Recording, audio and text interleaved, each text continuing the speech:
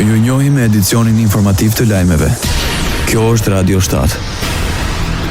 Prokuroria Themelore Publike Gostivarit Maqedoninë e Veriut publikon të dhënat për helmim masiv të popullatës. Sipas të dhënave zyrtare, shkak për ngjarjen e rënd është bërë futja e ujit të ndotur me fekale dhe baktere nga një kanal i hapur në sistemin e mbyllur të ujit të pishëm. Si përgjegjës për këtë ngjarje janë arrestuar ushtruesit e detyrës së drejtoreshës së ndërmarrjes publike komunale në Gostivar, udhëhesi teknik i sektorit për punë teknike dhe udhëhesi departamentit përgjithësisë kanalizime dhe punë ndërtimore. Sipas prokurorisë, më 25 qershor drejtuesi të dyshuar u kanë dhënë urdhër punonjësve të vendosin 3 pompa zhytëse në një kanal me një ujë sipërfaqësor pranë dhomës së tej mbushjes së rezervuarit të ujit të pishëm me arsyetim se po testonin presionin. Për pasojë është shkaktuar përzierja dhe futja e substancave të dëmshme në tubin kryesor që furnizon me ujë të pishëm gjithë komunën e Gostivarit dhe një pjesë të fshatrave përreth.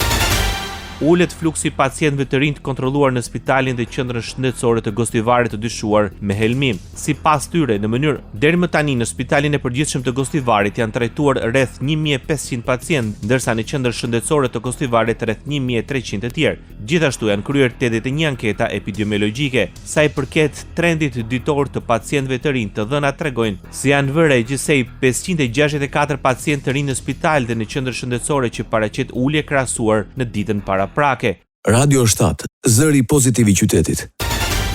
Këshilli Prokurorial i Kosovës refuzoi kërkesat për tërheqjen e dorëheqjeve të 5 prokurorëve dhe 15 anëtarëve të stafit mbështetës të komunitetit serb për të rikthyer në sistemin prokurorial të Kosovës. Po ashtu në këtë takim Këshilli shfuqizoi vendimin për pezullimin e pagave për prokurorët dhe stafin mbështetës serb. Ish prokurorët serb kishin kërkuar që të mundësojë rikthimin në vendet e tyre të punës pasi kishin dhënë dorëheqje në nëntor të vitit 2022. Pasi përfaqësuesit serb u larguan nga institucionet e Kosovës në veri të vendit, Këshilli Prokurorial i Kosovës dërgoi tek presidentja emrat e 5 prokurorëve për lirim nga detyra.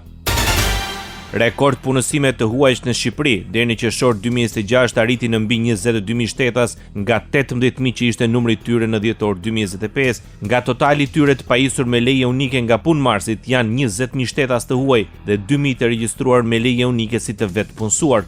Numrin e të huajve të pajisur me leje unike nga punëmarrësit e kryesojnë shtetasit nga Filipinet, India dhe Egjipti.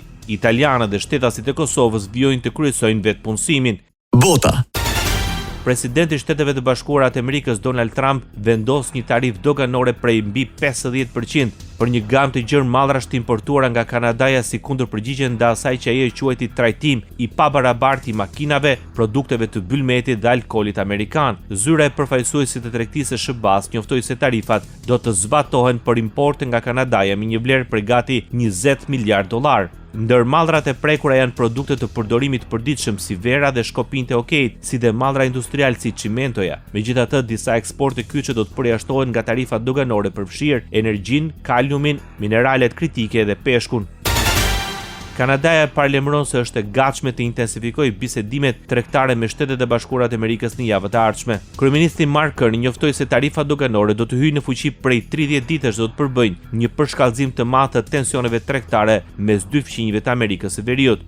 Ky është veprimi më i fundit të një sër veprimesh të njëanshme tregtare nga SBA, të cilat nisën me vendosjen një sër tarifash doganore në shkelje të drejtë të marrëveshjes SBA Kanada-Meksik, sa Carney në një deklaratë të publikuar në platformën X. Tarifat e reja doganore do të zbatohen për të gjitha mallrat e përfshira pavarësisht nëse produkti mbulohet nga marrëveshja ekzistuese e tregtisë së lirë mes Kanadas, Shteteve të Bashkuara të Amerikës dhe Meksikës. Ndoqët lajmet shkurt në Radio 7, zëri pozitiv i qytetit.